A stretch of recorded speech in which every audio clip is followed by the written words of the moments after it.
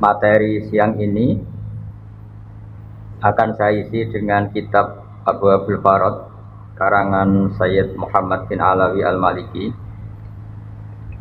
sebagai referensi atau sebagai pegangan tradisi NU Nahdlatul Ulama,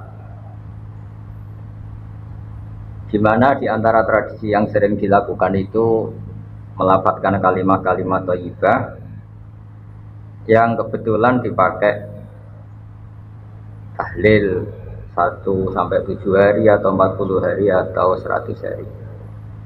Ini penting saya sampaikan supaya bahwa kalimat itu tetap kalimat thayyibah. Kalimat thayyibah itu la ilaha illallah Muhammadur Rasulullah, di mana keramat kalimat ini adalah orang yang kafir 70 tahun gara-gara melafadzkan kalimat ini menjadi berhak masuk surga. Di Quran dijelaskan kulil ladzina kafaru iyantahu yufar lahum ma qad salaf. Jadi kalau orang kafir mau mengakhiri kafirnya dengan melafadzkan kalimat thayyibah, maka kesalahan masa lalu itu akan dihapuskan. Jadi kalimat ini benar-benar sakti, di mana orang yang kafir 70 tahun saja bisa menjadi muslim, bisa menjadi mukmin dan langsung berhak menjadi ahli surga.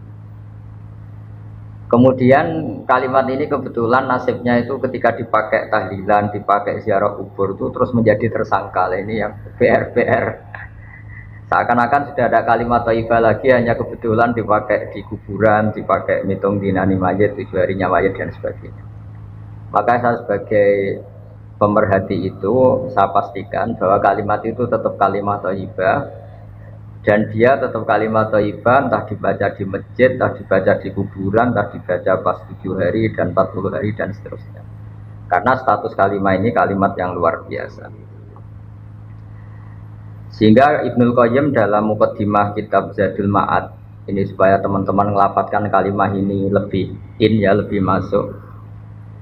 Di situ dijelaskan bahwa surga yang semewah itu dengan fasilitas semegah itu, selek itu, super mewah, itu diperuntukkan bagi yang mau mengakui la ilaha illallah. Jadi surga dibikin segala kemewahannya, dengan segala kemewahannya. Yang katanya bapak-bapak per satu bapak dapat bidadari 70 atau 100 sesuai khayal mereka. Itu sesuai keinginan mereka, itu bagi yang melafadzkan la ilaha illallah. Neraka yang dibikin se ekstrim itu, yang dalam sebuah riwayat diterangkan kalau batu dijatuhkan ke neraka itu sampai bawah menuju 70 tahun. Kita nggak bisa bayangkan itu kalau betapa dalamnya neraka itu, karena batu dijatuhkan itu untuk sampai ke ujungnya sana, ke cekungan paling dalam itu nunggu 70 tahun. Itu diperuntukkan bagi yang menolak la ilaha illallah. Jadi kalimat ini benar-benar kalimat yang menjadikan surga dibikin bagi yang melafadzkan dan neraka dibikin bagi yang menolak. Betapa dahsyatnya kalimat la ilaha illallah. Jadi kalimat ini tidak mungkin menjadi kalimat yang biasa-biasa saja. Lalu para kiai-kiai, para wali songo dulu, supaya kalimat ini familiar, dilatih, diulang-ulang.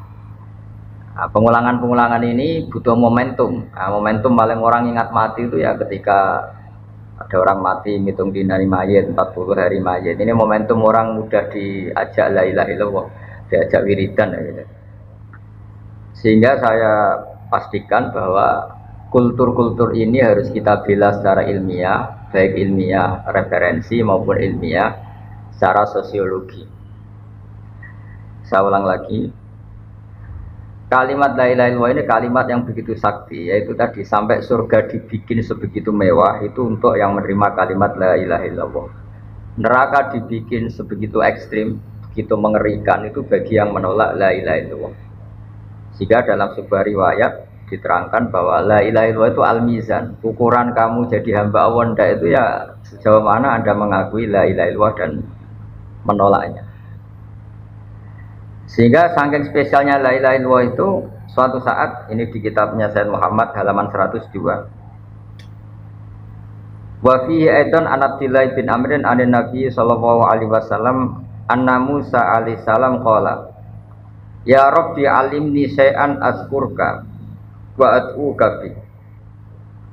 Ya Allah, ini Nabi Musa itu kan spesial ya karena beliau kalimullah, beliau orang yang dekat sama Allah. Sehingga mintanya itu ijazah khusus, ijazah yang spesialis hanya untuk beliau. Ya Allah, ajarin saya sesuatu yang dengan sesuatu itu saya bisa mengingat engkau. Terus qala ya Musa qul la ilaha illallah. Ya Musa, kalau kamu ingin ingat saya secara sempurna, lafadzkan la ilaha illallah. Terus qala ya Rabbi kullu ibadika yaquluna hadza. Kalau la ilaha illallah itu semua orang juga melafadzkan la ilaha illallah. Intinya Nabi Musa itu kan nggak ingin lah sama dengan orang NU ya semuanya tahlilan la ilaha illallah. Muslimat, fatayat di Taiwan di mana-mana juga kalau tahlilan la ilaha illallah. Nabi Musa sebagai kalimah itu ingin spesial, nggak mau pakai la ilaha illallah karena itu kalimat yang lazim dipakai banyak orang. Inginnya beliau itu spesialis. Kata Allah menjawab qalaqul la ilaha illallah. Ya sudah pokoknya lafadzkan la ilaha illallah kata Allah. Nabi Musa masih mengajukan permohonan, ya Rabbi innama uridu syai'an takhussuni bi. Saya ingin wiridan yang spesial untuk saya, bukan yang wiridan masal la ilaha illallah itu kan di acara-acara NU istighosah pasti la ilaha illallah. Kira-kira itu ya masa kalimuah sama dengan Banser sama dengan Ansor sama dengan adat NU. Beliau gak mau, inginnya spesial itu, inginnya kalimat-kalimat yang spesial. Terus qala ya Musa law annas samawati sab'a wa amiruhunna ghairi wa amiruhunna ghairi wal ardina sab'a fi kafatin. Ada yang baca fi kafatin wala ilaha illallah fi kafatin atau fi kafatin namalat bihinna la ilaha illallah. Sudah Musa, yang bisa menandingi beratnya langit bumi itu hanya la ilaha illallah. Kamu jangan minta kalimat yang aneh-aneh. Itu kalimat yang andaikan ditimbang dengan langit bumi itu pasti tetap unggul la ilaha illallah. Nah ini penting saya utarakan supaya teman-teman yang sering tahlilan, sering membaca la ilaha illallah itu berpikir ulang atau semangatnya ditambah karena kalimat ini pula yang menjadikan langit bumi diciptakan. Saya ulang lagi. Jadi ketika surga diciptakan untuk yang melafadzkan la ilaha illallah, neraka diciptakan untuk yang menolak la ilaha illallah, lalu dibikinlah dunia. Dunia ini dibikin untuk pelatihan la ilaha illallah. Lalu butuh pelatih, maka diutusnya para rasul supaya melatih la ilaha illallah Muhammadur Rasulullah. Nah, saking begitu spesialnya kalimat ini, sampai ketika Nabi Musa minta doa khusus atau ijazah khusus, tetap saja ijazah dari Allah disuruh melafadzkan la ilaha illallah. Jadi kalimat ini penting sekali. Lalu kalau kita tidak ngaji seperti ini, itu nanti teman-teman tuh hanya misalnya yang mimpin kiai siapa, terus waduh lama itu kalau tahlilan itu. Kalau yang mimpin kiai siapa, wah itu tahlilannya begini. Jadi menyoal lama tidaknya tahlilan itu sejauh mana kita memahami la ilaha illallah. Kalau kita memahami la ilaha illallah adalah kalimat spesial, maka kita menghormati pada orang mukmin yang lain juga gampang. Karena orang-orang mukmin yang kita kira orang biasa atau bahkan orang rendahan, kita tidak bisa menganggap itu orang rendahan karena dia adalah orang yang min ahli la ilaha illallah. Jadi orang menghormati mukmin yang lain itu bergantung cara pandang. Ketika kita cara pandang la ilaha illallah itu spesial, maka pelafadznya siapapun itu akan spesial di mata kita karena dia min ahli la ilaha illallah. Tapi kalau kita menganggap la ilaha illallah itu biasa saja, maka kita akan menganggap yang melafadzkan itu biasa saja. Itu keliru besar. Kalimat ini adalah kalimat yang andaikan kesalahan kita seberat langit dan bumi dibandingkan kalimat ini, pasti yang unggul kalimat ini.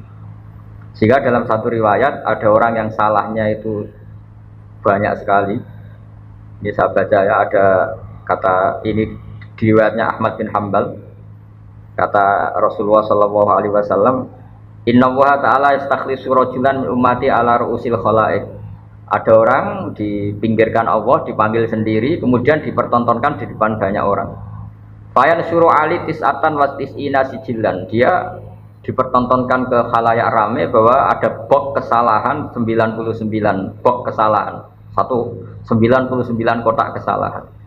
Kullu sijilin minha misumatil basar. Setiap bok itu sepanjang mata melihat. Jadi saking besarnya per bok.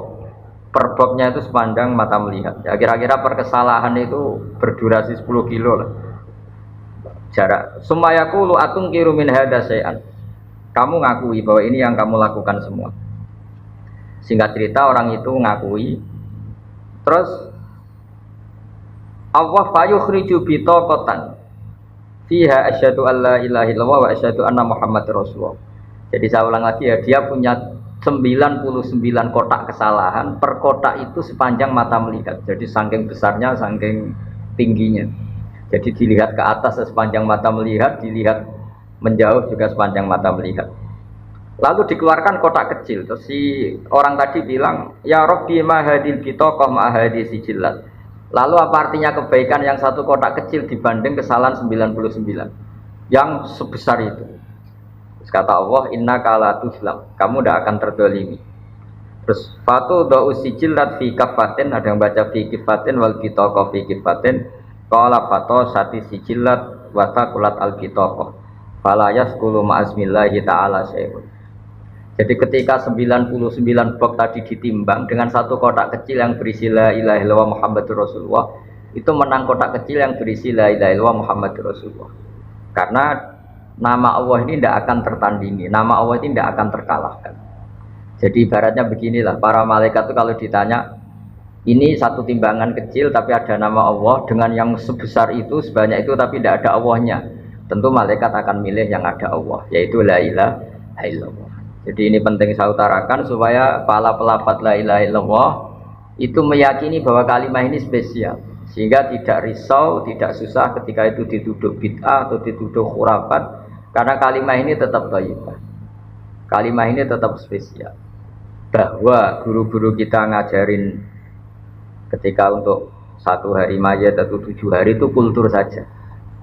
Sehingga orang NU sendiri ya jangan melafatkan itu nunggu diundang tahlil. Kalau diundang tahlil melafatkan itu, kalau ndak itu ya keliru juga.